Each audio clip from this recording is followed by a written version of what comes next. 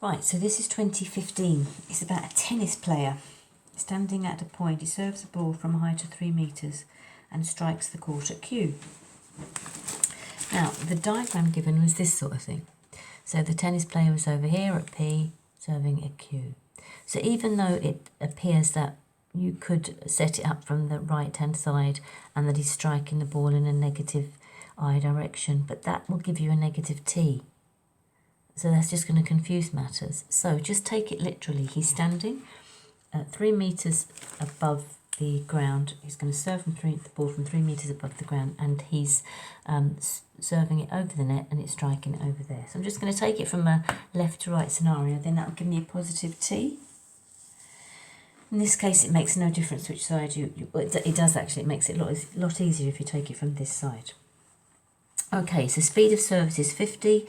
He serves at an angle beta to the horizontal shown there. Find two possible values of tan beta. Now, it's just that this question had a lot of traps in it. If you weren't really paying attention, there's a lot of silly, stupid stuff going on. So let's find tan beta. So when it lands, first of all, the distance out, we're told the distance to the net, and we're told the distance that is from the baseline. So altogether, the distance out, the range is 18.5 metres by the time the ball hits the ground. So that means that the SI is 18.5 when he's serving it now from 3 metres above the ground. So when the SJ is -3, it's going to be a fall of -3. I've already filled out my IJ table here. So 50 cos beta, 50 sine beta, down as far as V and S. These are the ones I'm going to have to use. So I've filled that out in the normal way. Right, so let's have a look. The SI is 18.5. So I'm going to take this first of all. 50 cos beta T is equal to 18.5 when the SJ is equal to -3. When 50 sine beta T minus 4.9 T squared is equal to -3. If I use this equation, this will give me an expression for T. So this T will be 18.5 over 50 cos beta. Funny numbers, that will go in 0.37 times. So 0.37 over cos beta. If I put that T into here, there should be a T there.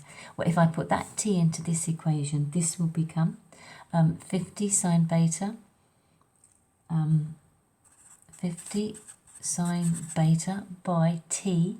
T is 0.37 over the cos of beta minus 4.9 by T squared. T squared is 0.37 over the cos of beta, all to be squared, equals -3. So tidying this equation up here, this becomes 50 by 0.37 will give me 18.5. Sine beta over cos beta will give me tan beta. Minus, when I square this out and multiply it by 4.9, I'll get 0.671 over cos squared beta. And that's equal to -3. Okay, so we have a tan and a cos squared beta. If you go to your log tables and look for a substitution, you can see that 1 over cos squared is 1 plus tan squared. So that's what I'm going to use here. But over cos squared, I'm going to put in 1 plus tan squared. So if I substitute that in, what does this become? So 18.5 tan beta. When I do this bit here, I sort this out. This is going to become 18.5 tan beta minus 0.671 by 1 plus tan squared beta equals -3. So that's my substitution here. It's very important.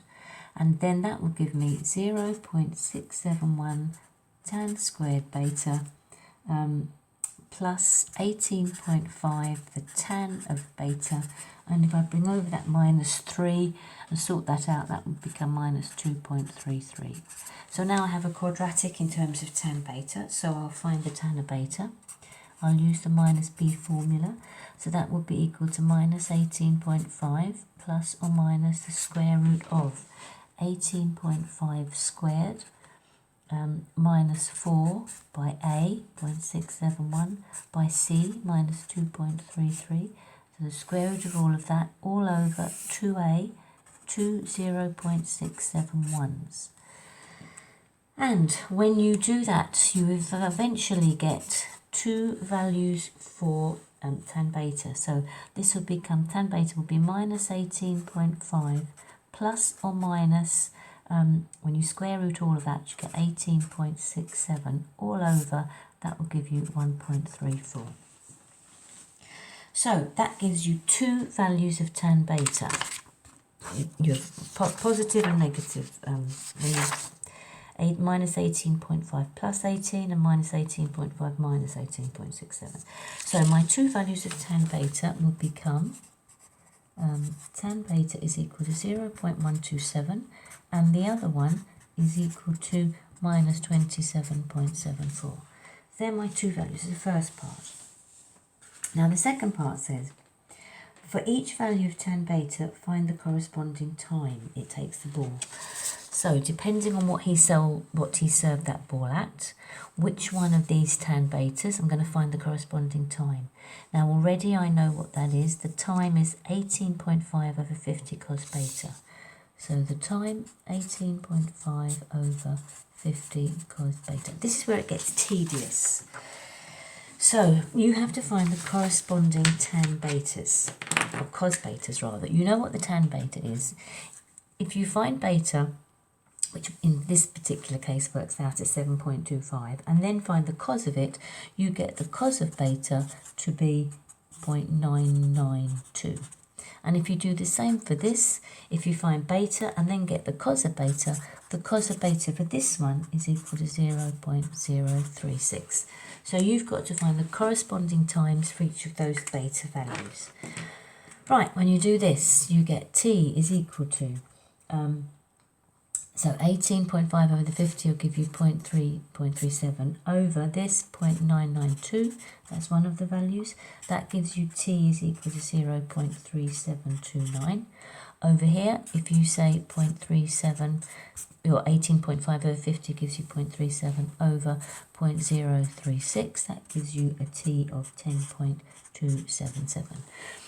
This obviously is not really a viable time. It takes 10 seconds for the ball to reach the ground. That's the game of opponent would have left the court at that stage. So obviously this is the more reasonable time. But anyway, that's the first thing. So we found the two times it takes the ball to reach Q. The third part of the question then says, if the tennis player chooses the smaller value of t, which of course is this one, so if he chooses the smaller value of t, by what distance does the ball clear the net? Okay, so if we come back to this original thing here, remember, here's the net. The net's 1 metre above the ground. So he's going to clear the net and the ball's going to land over there. So we'll say when the ball is coming over the net, to clear that, that's the distance we'll say that he clears the net by. So that's what we want to get over. We want to find that distance there. Okay, so what we need to do then, when it's clearing the net as well, from the diagram in your question, it clears the net when it's about 12, when he's 12 metres out, so from there to there. Okay, so what you want to do is you want to find the SJ when the SI is equal to 12. Now, of course, the ball won't clear the net at that time. I've got to be careful here. This is the time when it lands at Q. The reason they're saying if we use this time is because it's referring back to this angle. Okay, so the SJ is 50 sine beta t minus 4.9 t squared. So this is my SJ, that's what I'm looking for, when the SI is 0. Now the SI is 50 cos beta t equal to 12. Okay, so this is my sine beta. The sine beta is what I'm interested in. I know what the cos of beta is. I know what the angle is, so therefore I can find the sine beta. So that you're actually looking for, the angle here, beta, is 7.25 degrees. So you're going to use that beta in here. So this becomes the sine 50, the sine of 7.25 will become 0.126.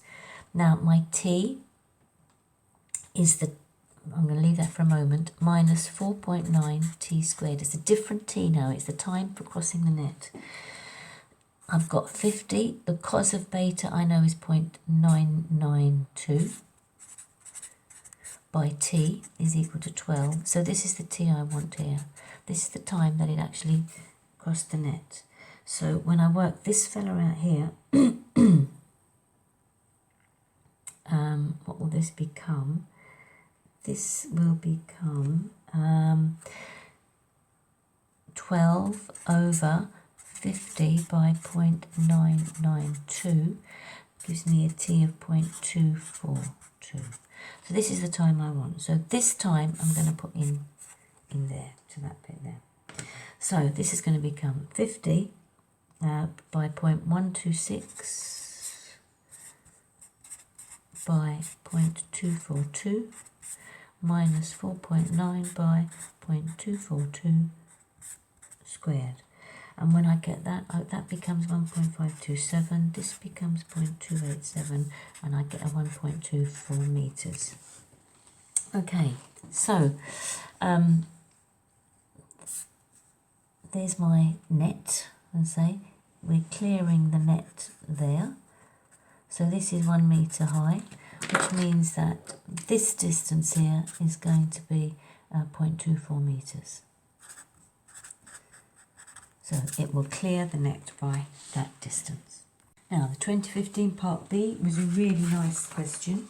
It said a plane is inclined at an angle of 30 degrees to the horizontal. An object is projected up with a speed of u at an angle theta to the inclined plane. The plane of projection is vertical, contains line of greatest slope if the particle strikes the plane at right angles. Okay, so this time we have a right angle strike. Show the time of flight of the particle is 4 root 7 u over 7g. Okay, so we're looking for time of flight. Now, if it's a right angle strike, the particle lands at angle L, so the tan of L, remember, is minus Vj over Vi. So that landing angle is always this. If this is 90 degrees, if it's a right angle strike, that means the tan of 90 is minus Vj over Vi, which of course is undefined, which means that that bottom line there, Vi, must be equal to 0. So that's the condition I'm using for a right angle strike. Okay, first thing then, to find the time of flight, you want when is the Sj equal to 0. So you draw up your table, your I and j table. Your u is going to be u cos theta, u sine theta in the j direction. Now, g, break that into its two components also. This will become g cos 30, and this one here will be g sine 30. So I'll fill them in also into my table. So this is u, my a becomes minus g sine 30 in the I direction, minus g cos 30 in the j direction. T is arbitrary. V is going to be u cos theta minus g times sine 30 is a half g, t. And this will be u sine theta minus g cos 30 is root 3 over 2, so this will be minus root 3 over 2 gt. And then I get the corresponding s, which of course is u cos theta t minus a quarter gt squared. And this one, u sine theta t minus root 3 over 4 gt squared. Alright, so when it lands, two things, the Sj is equal to 0 and the Vi is equal to 0.